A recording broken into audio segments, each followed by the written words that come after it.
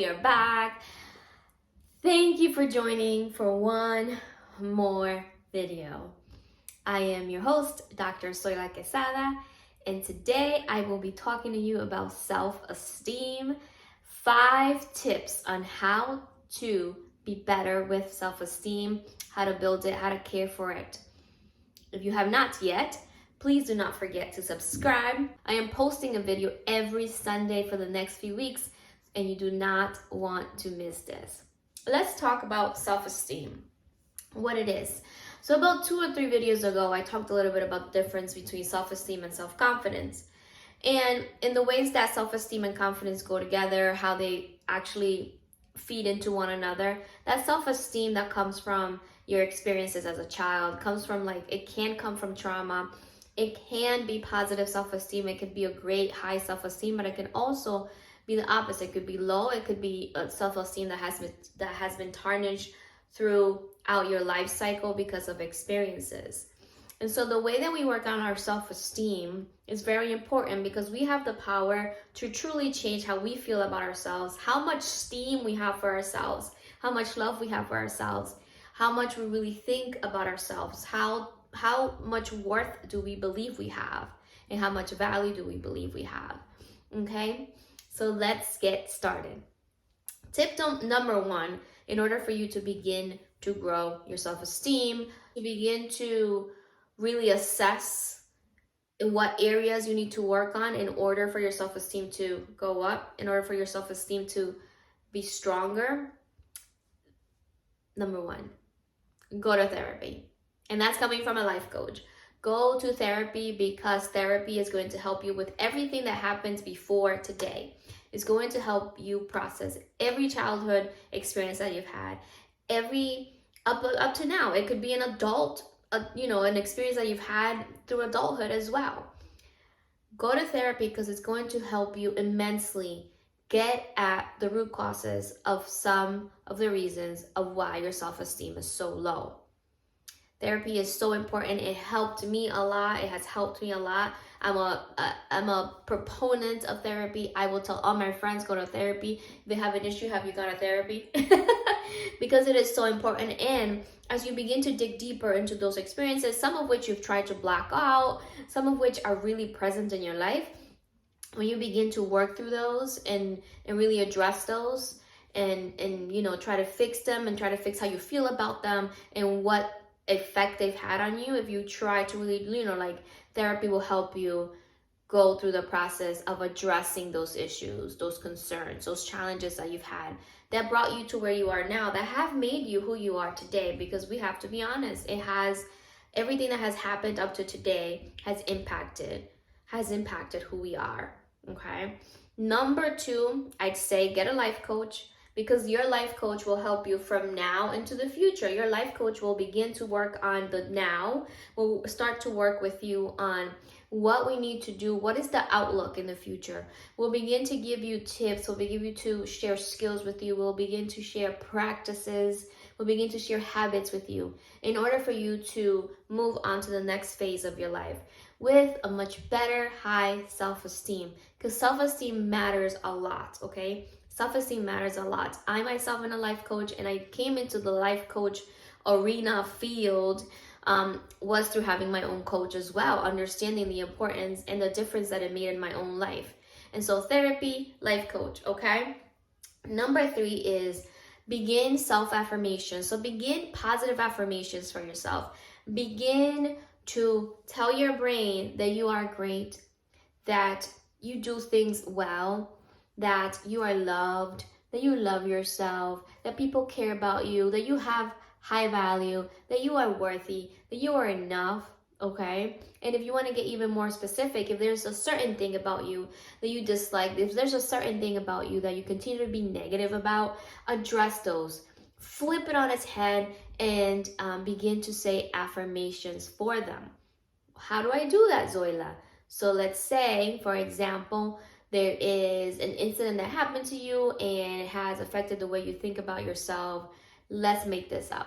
Let's say you've told yourself that you are bad at keeping friendships, then you're not a good friend. How do we, once you've done the therapy, Once you work with a life coach, now we're working on our affirmations, and you're going to tell yourself, you're going to repeat out loud or write it, whichever way you think it's best for you to retain it. All right, retention is important when we're doing affirmations. And now you're going to tell yourself, write it, speak it, write it on your mirror, whatever you need, text it to yourself, put it in your phone notes. You're going to say to yourself, I am a great friend. I share. I am available. I help others. People confide in me. People trust me. I am a great friend. Be more specific that way, because then that way your brain will truly understand what it is that you mean. Because if you say, for example, I'm a great person, that's very broad. Yes, you are, and do not take that out of your word vocabulary, right? Yes, continue to tell yourself I'm a great person, but let's really get niched down on that and really be very specific. You are great at what? I'm loved. My mother loves me. My siblings love me. My friends love me. I am loved. I am valuable. I am worthy. And these things will begin to truly tell your brain and begin to rewire what you think about yourself. So at the beginning, it's going to sound like so fake because you're like, girl, this sounds hard because I'm not a great friend. Guess what? You'll begin to listen to yourself enough, and before you know it, you will really truly be feeling it. You will really truly be understanding it.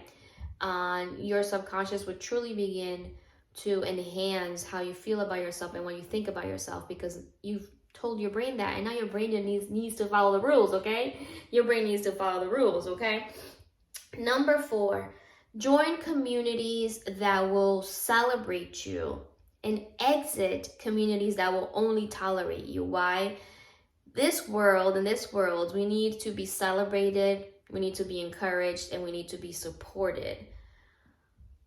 When you're in a community that tolerates you, it's just like, oh, well, yeah, she's just here, or yeah, we tolerate her being around us, but we don't truly love her, we don't truly care for her, we don't truly encourage her, we don't truly empower her, we don't truly support her. So you need to enter communities that will help you to feel encouraged, to feel empowered, to feel loved, to feel cared for, because that's going to help your self-esteem. Because hey, now I'm in a community of people that love me and care for me, where I had to exit the other community that was not that great for me, was not that empowering and not that encouraging. That really does affect the way we feel about ourselves, because we're humans. We deal with other people, right? And if we're around negative people, if we're around people that are negative about themselves, guess what? We're going to mirror the same behavior, and we are also going to be negative about ourselves. So that's number 4. Join a community that will celebrate you and not just tolerate you. And number 5, which is, it is probably one of the most important things in everything that has to do with confidence, self-esteem, self-worth, everything. Listen, love yourself. Begin to practice self-love. Yes, and circle it back, because you know me, you should have probably already thought this is where I was gonna go. I always like to circle back to number 1, number 2, number 3, and number 4. Love yourself by creating positive affirmations for yourself. Love yourself by going to therapy. Love yourself by getting a life coach. Love yourself by creating or joining communities that truly will celebrate who you are. Love yourself, practice self-love. The affirmations are key. Dress up. Love yourself in that way too. Show up for yourself. Show up for yourself. And self-love is linked to confidence as well, because the more confident you are about yourself, the more love you have for yourself, and the more self-love and the practice of loving yourself becomes more of a habit rather than a practice. Practice it for now, and eventually it'll become a habit. I promise you that, okay? So leave this super short for y'all. If you are digging my shirt, I have these available. These shirts are available. I have all the sizes available. So if you're interested in them, I'm going to leave a link right at the comments. I also have a community, a coaching community that helps with daily accountability, has coaching classes. You'll have access to me one-on-one. as well as being in a group with other women who are also looking for that support and that encouraging community. And that community is what I'm creating for you all. As well, there's always going to be tips and tricks that I'm going to be sharing with you. So do not forget to subscribe. And thank you so much for your time on this video. I will see you at the next one. I am so excited. I am so excited because listen, every day this content is going to get better. Every day I'm going to be sharing with you, whether they're, a list of tips or stories of myself that are going to hopefully help you in your journey. This is going to get better and better each day. Thank you so much for your views. I appreciate every view. I appreciate every like. I appreciate every comment. I appreciate every person that has followed a link that has been put in the comments as well. Thank you, thank you, thank you, thank you, thank you.